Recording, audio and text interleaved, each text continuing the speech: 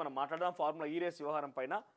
ఒకసారి మనం ఫార్ములా ఈ రేస్ గురించి మాట్లాడుకుంటే కొన్ని క్వశ్చన్స్ ఉన్నాయి. ఈడీ అధికారులు విచారించారు కదా, ఈడీ అధికారులు ఏమని విచారించారు కేటీఆర్ని, ఏ క్వశ్చన్స్ వేసిర్రు? అయితే ఆయన చెప్పిన మాటల్లోనే ఇటు ఏసీబీ ఆయనని 80 క్వశ్చన్లు వేసిందని చెప్పి ఆయనే చెప్పిండు. ఏకంగా స్వయంగా కేటీఆర్ చెప్పిన మాటలే. దీంతో పాటుగా ఈడీ 40 క్వశ్చన్లు వేసిందట. సరే ఏసీబీ ఏం చేసింది, ఎక్కడ అవినీతి జరిగింది, ఎలా అవినీతి జరిగిందనే విషయంలో కోణంలో తీసుకున్నది. ఇక ఈడీ ఎట్లా ఇన్వాల్వ్ అయిందంటే ఫెమా అంటే ఏంటిది, ఫారెన్ ఎక్స్చేంజ్ మేనేజ్మెంట్ యాక్ట్. అంటే మన దేశం నుంచి ఇతర దేశాలకు వెళ్ళినా, ఇతర దేశాల నుంచి మన దేశంలోకి డబ్బులు వచ్చినా ఈ బదలాయింపులు చక్కగా జరిగినాయా జరగలే అనేది ఈ ఫెమా యాక్ట్ చూస్తుంది. ఏదైనా ఉల్లంఘిస్తే ఈ ఫెమా యాక్ట్ ప్రకారంగా ఈడీ ఎంట్రీ ఇచ్చి వారిపైన చర్యలు తీసుకుంటుంది. ఇక PMLA prevention of money laundering act అంటే ఏంటిదంటే ఎటువంటి రసీదులు, ఎటువంటి కథా కార్ఖానా రిసీట్లు, అగ్రిమెంట్లు ఏం లేకుండా ఇష్టం వచ్చినట్టుగా పైసలు బ్లాక్ మనీని సర్క్యులేట్ చేయడం చూస్తే దాన్ని పిఎంఎల్ఏ వర్తిస్తుంది. మరి ఇక్కడ ఈ రెండు వర్తించినాయంటే పక్కా ఆర్బీఐ గైడ్ లైన్స్ ఉల్లంఘించినందుకు గాను, ఆర్బీఐ గైడ్ లైన్స్ ఉల్లంఘించినందుకు గాను ఫెమా వర్తిస్తుంది ఈ కేసులో, ఫార్ములా ఈ రేస్ వ్యవహారంలో. మరి పిఎంఎల్ఏలు వర్తిస్తుంది ఈ కేసులో అనంటే ఫార్ములా ఈ రేస్ వ్యవహారంలో కేటీఆర్కి ఈడీ విచారణలో ఈ ఫెమా పిఎంఎల్ఏ ఉల్లంఘించినందుకే ఈడీ విచారించింది. ఫెమా ఆర్బీఐ గైడ్ లైన్స్ ఉల్లంఘించినందుకు. పిఎంఎల్ఏ ఏంటిదంటే క్విడ్ ప్రోకో. ఏంది క్విడ్ ప్రోకో? 8 ఏప్రిల్ 2022న ఒకే కంపెనీ గ్రీన్ కో అనే కంపెనీ, తర్వాత దాని సబ్సిడరీ కంపెనీస్ అంటే ఉదాహరణకి గ్రీన్ కో కింద ఇంకో కంపెనీ ఇట్లా ఉంటాయి కదా. సో ఈ సబ్సిడరీ కంపెనీస్ అన్ని కలిపి సుమారుగా బీఆర్ఎస్ పార్టీకి ఒక్కరోజే 49 కోట్ల రూపాయలు బదలాయించింది, ఎలక్ట్రల్ బాండ్ కొనుగోలు చేసింది, వాటిని ఎన్కాష్ చేసుకుంది బీఆర్ఎస్ పార్టీ. సో ఇది బీఆర్ఎస్ పార్టీ 49 కోట్ల రూపాయలు ఇచ్చింది. సో ఇక్కడ 49 కోట్ల రూపాయలు ఇచ్చిన వెంటనే అక్టోబర్ 25, 2022 అగ్రిమెంట్ జరిగింది. ఏమని అగ్రిమెంట్ జరిగింది? ట్రైపార్టెట్ అగ్రిమెంట్ జరిగింది. ఏంటది ట్రైపార్టెట్ అంటే తెలుగులో చెప్పాలంటే త్రైపాక్షిక ఒప్పందము. మళ్ళీ ఎందుకు చెప్తున్నా అంటే ఇక్కడ కొన్ని అనుమానాలు ఉన్నాయి. త్రైపాక్షిక ఒప్పందం కుదిరింది ఎవరెవరికి? ఎంఏయుడి అంటే ministry of administration urban development authority. ఇదేంటిది? కేటీఆర్ మంత్రి దీనికి బీఆర్ఎస్ హయాంలో. రెండవది ఏస్ నెక్స్ట్ అనేది స్పాన్సర్షిప్గా వచ్చిందట. తర్వాత ఎఫ్ఈఓ ఫార్ములా ఈ ఆపరేషన్ సంబంధించిన సంస్థ. ఈ మూడింటి మధ్య ఒప్పందం జరిగింది. ఈ ఒప్పందంలో భాగంగా ఏస్ నెక్స్ట్ అనే దానికి ఎట్లా కాంట్రాక్ట్ నువ్వు ఇచ్చినావు, కాంట్రాక్టర్ స్పాన్సర్షిప్ ఏ పరిధిలో ఇచ్చినావు నువ్వు? అయితే వాళ్ళు ఏమంటుందంటే ప్రభుత్వము, మేము ఆయనకి ఏమంటారు, ఉదాహరణ తీసుకుంటే ఒక కౌలు ఇచ్చినాం అనుకోండి, పైసలు తీసుకోకుండా కౌలు ఇచ్చినామంటే వాళ్ళకి లాభం చేకూర్చినట్టే కదా. వాళ్ళు పంట వేసుకొని పంట పండించుకుంటారు, వాళ్ళకి కొత్తగా ఇచ్చేసినావు.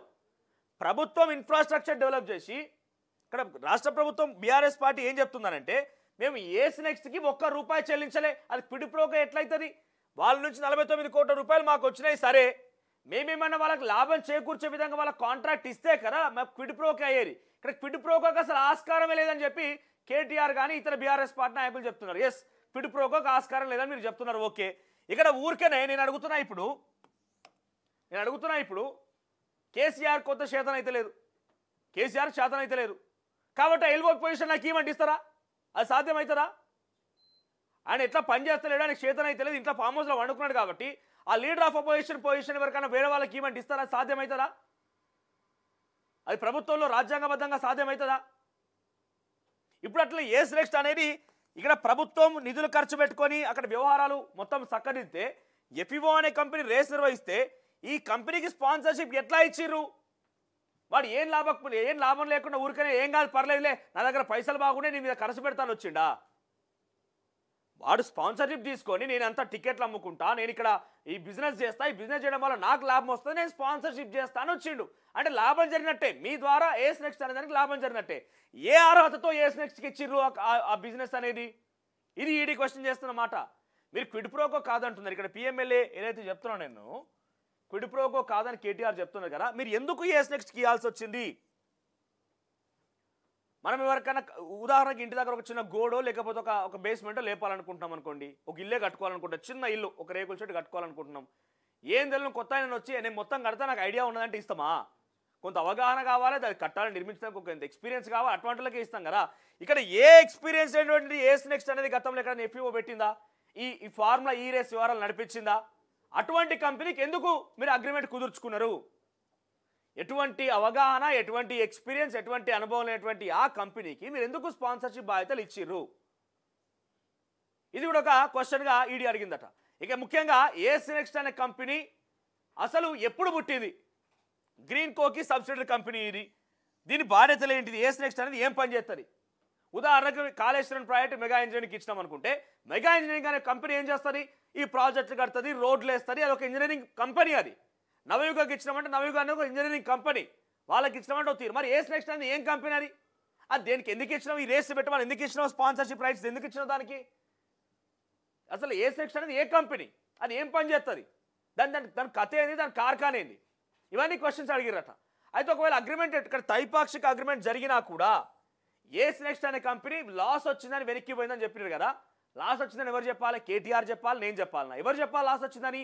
ఈ కంపెనీ ఏమైనా మెయిల్ ద్వారా పంపించిందా? ఎవరు చెప్పాలి? ఏఎస్ నెక్స్ట్ అనే కంపెనీ చెప్పాలి. ఎవరికి చెప్పాలి? ప్రభుత్వానికి చెప్పాలి. ఎట్లా చెప్పాలి? మెయిల్ వచ్చిందా? మీకు లెటర్ ద్వారా సమాచారం అందించారా? లేకుంటే ఫోన్ ద్వారా చెప్పారా? దానంతట దాను మీకు సెప్టెంబర్ 27న 2023 అంటే మొదటి రేస్ సీజన్ 9 అయిపోయిన తర్వాత ఇక్కడ సెప్టెంబర్ 27th రోజు ఎంఏయుడికి మెయిల్ వచ్చేంత వరకు ఏఎస్ నెక్స్ట్ అనే కంపెనీ ఎఫ్ఈఓకి డబ్బులు చెల్లించలేదన్న విషయం మీకు తెలియదనంటే ఇక మీ ప్రభుత్వం ఏం పని చేసినా అర్థం చేసుకోండి. అప్పటిదాకా ఆ కంపెనీ అసలు ఉన్నదా? మీ అగ్రిమెంట్లో ఉన్నదా? పోయిందా? మొత్తం పీకి రావాలనేది కూడా ఏ విషయం తెలియదు అసలు మీకు. అప్పటిదాకా మీకు విషయం తెలియకపోతే మీరు ప్రభుత్వంలో ఉండేందుకు, మీరు మంత్రి అయి ఉండేందుకు? తర్వాత మీ ఇచ్చ మీరే స్వతహాగా నిర్ణయం తీసుకొని లాస్ వచ్చింది కదా వాడు పోతపోయిండు అంత ఇష్టం ఆ పోవడం అనేది. ఆ త్రైపాక్షిక అగ్రిమెంట్ని బ్రేక్ చేయడం అంటే ఎంత ఈజీయా? ఒకవేళ లాస్ వచ్చినా లాభం వచ్చినా ఉంటామనే కదా అందులో మీరు అగ్రిమెంట్ చేసుకున్నది. తర్వాత వాడు పోయిండు అనుకోండి కంపెనీ, అని ఏం చర్యలు తీసుకున్నావు? అంత ఈజీయా? కంపెన్సేట్ చేయాలని మీరు ఆ అగ్రిమెంట్ రాసుకుంటున్నారు కదా. ఇష్టానుసారంగా వెనక్కి వెళ్ళిపోతే కంపెన్సేట్ చేయాలి. ఆ అగ్రిమెంట్లో నేను వెనక్కి వెళ్ళిపోతున్నా కూడా సంబంధిత ఇతర వ్యక్తులు ఎఫ్ఈఓ కానీ రాష్ట్ర ప్రభుత్వం కానీ కొంత కంపెన్సేట్ చేయాలి. దాని మీద చర్యలు తీసుకోకపోవడం, డైరెక్ట్గా ఇటువంటి అనుభవం అనేటువంటి ఏఎస్ నెక్స్ట్ కంపెనీకి స్పాన్సర్షిప్ ఇవ్వడం, ఏఎస్ నెక్స్ట్ కంపెనీ ద్వారా కేటీఆర్ బీఆర్ఎస్ పార్టీ లాభం పొందడం, ఇలా రకరకాల ఇంటర్లింకింగ్గా ఉన్నాయి. కాబట్టి ఈడీ అధికారులు విచారించారు. అంతకుముందు అరవింద్ కుమార్ విచారించినటువంటి ఈడీ వాట్సాప్ చాటింగ్ కూడా తీసుకునేది. ఎస్ నీ కేటీఆర్ ఎట్లా సమాచారం ఇచ్చినట్టు ఇదిగో నాకు వాట్సాప్లో కేటీఆర్ పలానా మెసేజ్ పెట్టిండు, ఈ మెసేజ్ ఆధారితంగా నేను ఈ పని చేసిన అని చెప్పి అరవింద్ కుమార్ చెప్పిండు. కాబట్టి ఆ అరవింద్ కుమార్ వాట్సాప్ చాటింగ్ కూడా కేటీఆర్ ముందు నుంచి క్వశ్చన్ చేసిరట. సో మొత్తం ఈడీ అంతా కూడా ఈ డబ్బుల వ్యవహారం పైన పెద్ద ఎత్తున కాన్సన్ట్రేట్ చేసింది. ఇక ఫెమా ఉల్లంఘన, ఆర్బీఐ గైడ్ లైన్స్ పాటించకుండా బ్రిటిష్ పౌండ్స్ని ఎట్లా పంపిస్తారు మీరు? ఆర్బీఐ అనుమతి కావాల్సిందే, ఆర్థిక శాఖ అనుమతి కావాల్సిందే. హెచ్ఎండి యాక్ట్కి విరుద్ధంగా మీరు పనిచేసిరు. ఎందుకు పనిచేయాల్సి వచ్చింది అంటే ఏం జరిగి ఉంటుందని రకరకాల అనుమానాలు వ్యక్తం అవుతున్నాయి. ఇక్కడ డబ్బులు ట్రాన్స్ఫర్ అయిన తర్వాత అగ్రిమెంట్ జరిగింది. ఇక్కడ ఏం తప్పు జరగలే, అనా పైసా తప్పు జరగలే, అనా పైసా రూపాయి నా ఇంట్లోకి పోవాలని చెప్పేటువంటి కేటీఆర్, నీ ఇంట్లో 49 కోట్ల రూపాయలు వచ్చినాయి, ఇంకేం కావాలి? నేను అడుగుతున్నా మళ్ళీ, ఏ అర్హతతో ఏఎస్ నెక్స్ట్ అనే కంపెనీకి మీరు ఈ యొక్క స్పాన్సర్షిప్ బాధ్యతలు అప్పచెప్పిర్రు? ఉదాహరణ నేను మాట్లాడుతున్నా, మీరు తప్పుగా భావించొద్దు, మీకు అర్థం కావడం కోసం నేను ఒక ఉదాహరణ తీసుకుంటున్నా. ఇదే ఎఫ్ఈఓ దాంట్లో ఎవరైనా ఇంకా ఒక వైన్ షాపో లేకపోతే ఇంకేదైనా ఒక అసభ్యకరమైనటువంటి ఒక అడ్వర్టైజ్మెంట్ ఏజెన్సీ వచ్చి వాళ్ళ బిజినెస్ పరంగా ఒక రామ్రాజ్ కాటన్స్ బనీన్లు డ్రైవర్లు అని కానీ లేకపోతే ఇంకోటో కానీ ఏదన్నా కూడా వచ్చి మాకు స్పాన్సర్షిప్ బాధ్యతలు ఇవ్వండి, ఇస్తారా? మీ ఇష్టం, అది ఇష్టమా? మరి ఆ సంబంధిత ఏఎస్ నెక్స్ట్ అనేది ఏం పని చేసింది? గతంలో ఈ రేస్ నిర్వహించిన అనుభవం ఉన్నదా? ఎఫ్ఈఓకి సంబంధించినటువంటి అనుభవం ఉన్నదా? అంటే ఆ రేస్ నిర్వహించేటువంటి అనుభవం ఉన్నదా? ఇవన్నీ ఏం చూడకుండా ఏఎస్ నెక్స్ట్కి ఇవ్వడం కూడా ఒక రకంగా క్విడ్ ప్రోకైనా అవుతుంది. ఇది నేను చెప్తున్న మాట కాదు, చాలామంది అడ్వకేట్ని అడిగిన ఎవరిని టచ్ చేసినా ఇదే మాట చెప్తున్నారు. అయితే ఇప్పుడు అన్ని దారులు మూసుకుపోయిన కేటీఆర్కి ఏసీబీ, ఈడీ, సుప్రీంకోర్టు, హైకోర్టు, ఆ కోర్టు, ఈ కోర్టు అన్ని బంద్ అయిపోయినాయి. ఇక మిగిలిందల్లా కాంగ్రెస్ పార్టీ ప్రభుత్వం దమ్మే. ఇక మీ దమ్ము కావాలి. ఆయన అరెస్ట్ చేస్తారా? అక్రమం చేయలేదని చెప్పి పదే అని చెప్పుకుంటూ పోతున్నాడు. దమ్ముంటే రేవంత్ రెడ్డి నాతో పాటు రా, ఒక జడ్జి ముందు ఇద్దరం కూర్చుందాం, ఇటొకరం కూర్చుండి మనం లై డిటెక్టర్ టెస్ట్ చేసుకుందాం. లై డిటెక్టర్ టెస్ట్లో ఎవరు తప్పు చెప్తున్నారు, ఎవరు ఒప్పు చెప్తున్నారు మొత్తం తేలిపోతుంది. నేను చాలా నీతిమంతుని, నేను సత్యహరిశ్చంద్రునికి సంబంధించిన మునిమనుమన్ని, నా అంత గొప్పలు లేరని చెప్పి కేటీఆర్ పదే కాంగ్రెస్ పార్టీ ప్రభుత్వాన్ని ఎందుకు టార్గెట్ చేసి మాట్లాడుతున్నాను మళ్ళీ ఆయన అంటే? ఆయన తప్పు చేసిండు, ఇవన్నీ తప్పులు కనబడుతూనే ఉన్నాయి. అయినా కూడా తన హుందాతనం, తన మాటల తీరు మారతలేదు. ఏంటంటే ఆయన వచ్చిన రక్తం ఎక్కడిది? ఆయనది, కేసీఆర్ది. అబద్ధాన్ని సైతం నిజం చేయగలిగినటువంటి వ్యక్తి ఆయన. అటువంటి వ్యక్తి మాటల నుంచి, అటువంటి రక్తం నుంచి వచ్చినటువంటి వ్యక్తి ఆయన ఎట్లా మాట్లాడతాడు? ఇక సో ఇప్పుడు ఒక రకంగా చూస్తే కేటీఆరే కాంగ్రెస్ పార్టీని ఇరకాటలు పెట్టేటట్టుగా కనబడుతున్నది. వీళ్ళకి పాపం ధైర్యం వస్తుంది, అరెస్ట్ చేస్తే ఏమవుతుందని భయపడుతున్నారు కాంగ్రెస్ పార్టీ ప్రభుత్వము. అన్ని దారులు మూసుకుపోయినాయి. ఆయనే ప్రభుత్వం అయింది, వీళ్ళే ప్రతిపక్షమైన ఆఖరికి వస్తే. మళ్ళా కేటీఆర్ ప్రభుత్వం అయిపోయింది, కాంగ్రెస్ పార్టీ రేవంత్ రెడ్డి ప్రభుత్వం ప్రతిపక్షంగా అయిపోయినది. సో ఈ నిజంగానే కనుక ఆయన అరెస్ట్ చేయకుండా ఏం చర్యలు తీసుకోకుండా కనుక వదిలేస్తే డెఫినెట్గా అంతకంతకు రేవంత్ రెడ్డి ప్రభుత్వం మీద వ్యతిరేకత పెరిగే అవకాశం ఉంటుంది. చూద్దాం మరి ఏం జరుగుతుంది, ఏంది ఏం కథ. చాలా వివరంగా మీకు పిఎంఎల్ఏ ఫెమా గురించి చెప్పిన. సో ఇప్పుడు మీరు చెప్పండి, ఇవన్నీ చూసిన తర్వాత కేటీఆర్ నిజంగా తప్పు చేసిందా లేదా, మీకేమనిపిస్తుంది అభిప్రాయం కామెంట్ రూపంలో తెలియజేయండి. అట్ ద సేమ్ టైం ఆయన తప్పు చేసి ఉంటే కాంగ్రెస్ పార్టీని అరెస్ట్ చేస్తుందా చేయదా, మీ అభిప్రాయం చెప్పండి ఒకసారి. కమ్యూనిటీలో పోల్ రెడీ ఉందా మరి.